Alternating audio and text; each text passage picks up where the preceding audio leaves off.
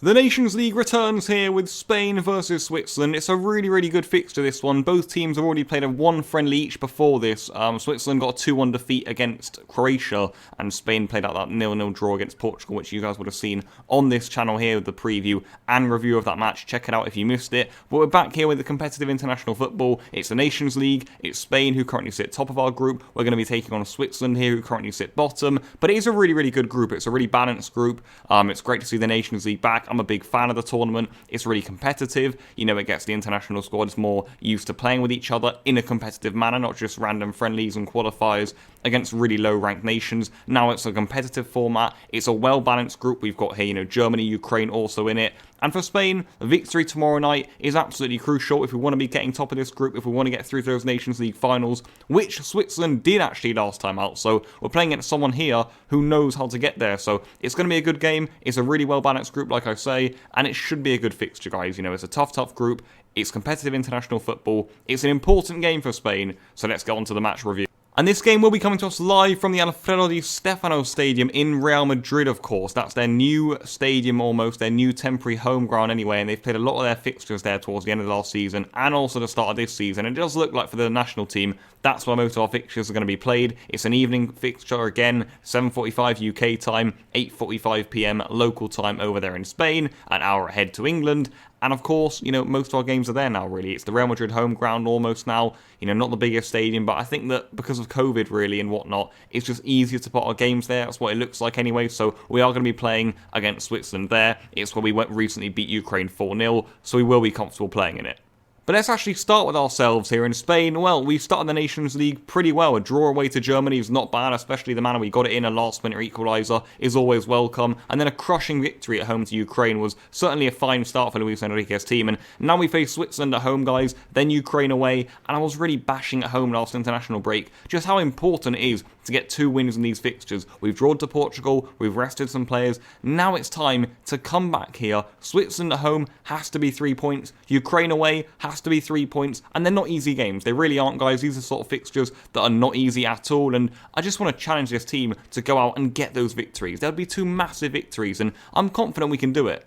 I say that because Spain actually look really good right now. The coach is excellent in Luis Enrique. He's certainly got the group of players understanding the messages that he wants to convey. And right now there seems to be a good foundation in the team. It's absolutely crucial that that maintains itself as we go towards the Euros in the summer. And right now we're starting to build good things here in the national team. You know, Luis Enrique has got the team playing the way he wants. He's got a good group of players, mentioned last time, 15 to 18 of them seem to have their play set in stone, and then others can come in and out depending on form and also merit. So it's a good setup we've got right now. It's healthy stuff, and it's going to be some tough fixtures. Switzerland at home, not going to be easy. Switzerland, a top team, we know that.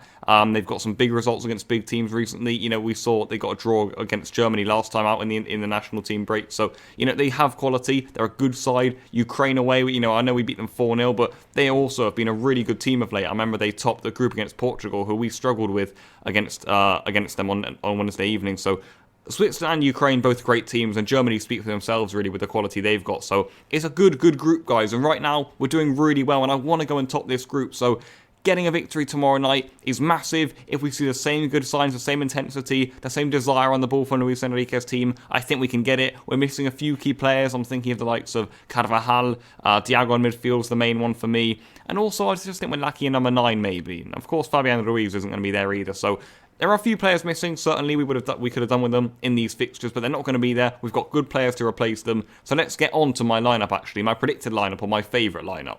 And what you're seeing on screen right now, guys, is the lineup I will be playing for this one. I'm going to go through it bit by bit, explaining what I think is going to play out tomorrow night. De Gea, I think, is going to get the nod in goal. I would also give him that. Navas, I think, is going to come into right back. Right decision for me. At centre-back, I'd get back to our partnership of Ramos and Pau Torres. I want that to be the partnership in the Euros. Let's get them playing together even more. They were really good against Germany and also Ukraine.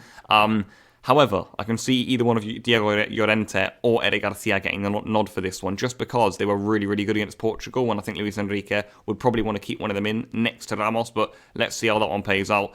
At left back, I've gone for Gaia. I think he'll get the nod. Reguilon started against Portugal and also picked up a knock, so that seems like the natural thing to do for me. In midfield, I'd go for Busquets.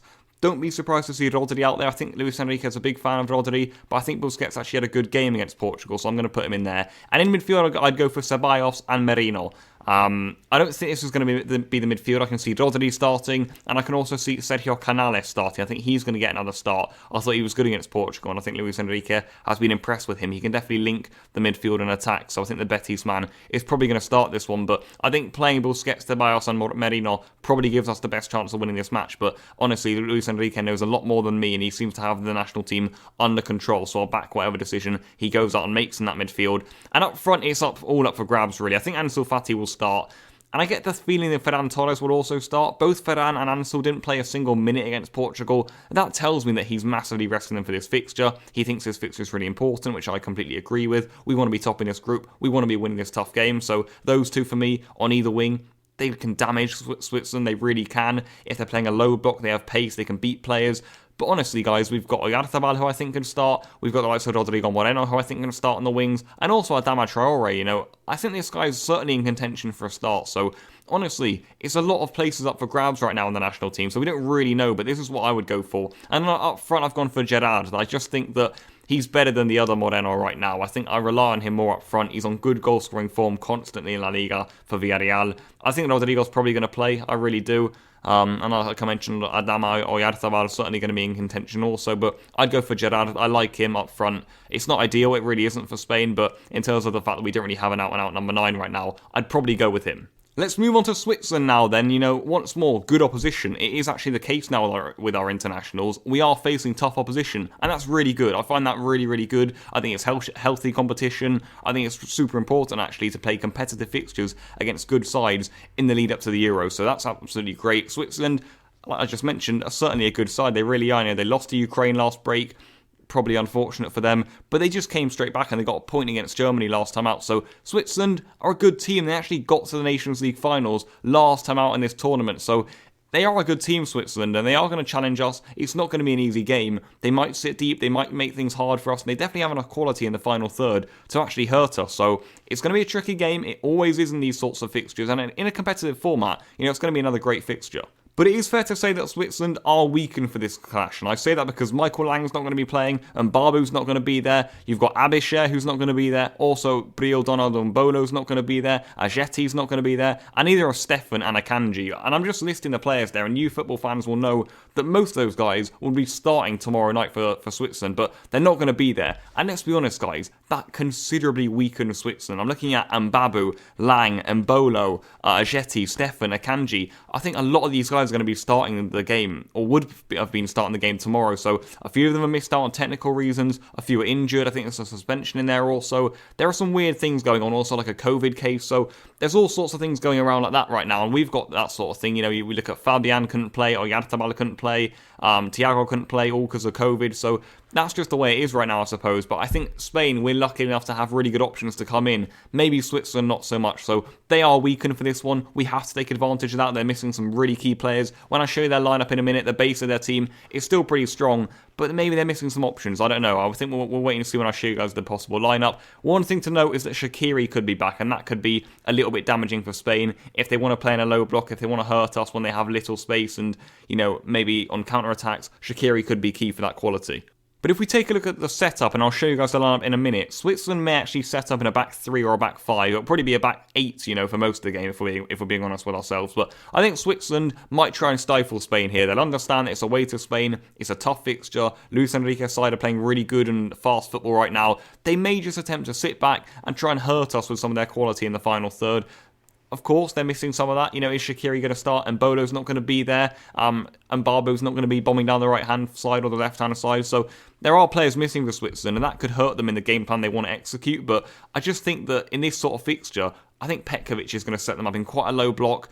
It's imperative we're quick on the ball if we want to be beating them, breaking them down, because I think they're going to try and make things hard for us. I looked at the fixture against Ukraine. I think they really wanted to make things hard for us. Sit deep, soak up the pressure, and we didn't let them do that. And this is a similar sort of fixture, and we need to execute that sort of game plan again. I want to see us replicate what we did against Ukraine, move the ball incredibly quickly, generate those chances. The pressing relentlessly has to keep going going on in the Luis Enrique side, and also ensuring that we win the ball back high up the pitch. Those are all really the hallmarks of Luis Enrique, and well, we require them to do well. We really do. When we play like that, guys, we become such a force in these sorts of competitions and games. So I'm excited to see that tomorrow evening, and that's imperative if we want to be breaking down Switzerland. If we want to be winning this match, we've got to be doing all those things. So let's move on to that lineup then of Switzerland. Let's give you guys a bit of a brief of how we can actually see them line up. I've gone for Sommer in goal. He's going to be there. I've lined them up in this back five. I've gone for Cher, Elvedi and Ricardo Rodriguez in the back three.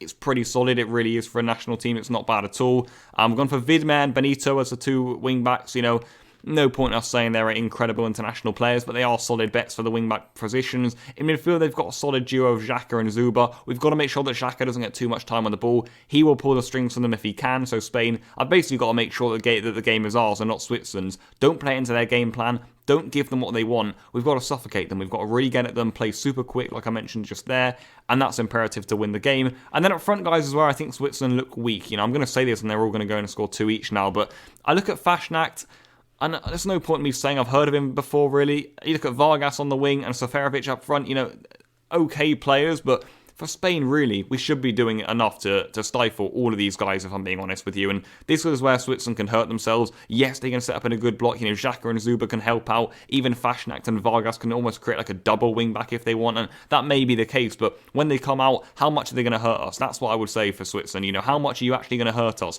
when you do finally break out? And I think it's going to be not a lot. If Ramos and Pau Torres are back there mopping up the ball, they both got really good passing range. They can start attacks quickly. Spain have got a good setup to be able to hurt Switzerland here, and it's actually vital for players like Navas tomorrow night. He's got to be helping us in the attack, because if Switzerland are sitting deep, we're going to need bodies forward, we're going to need balls into the box, we're going to need, you know, things that put Switzerland under pressure and don't just make it easy for them to sit in a block and essentially soak up pressure.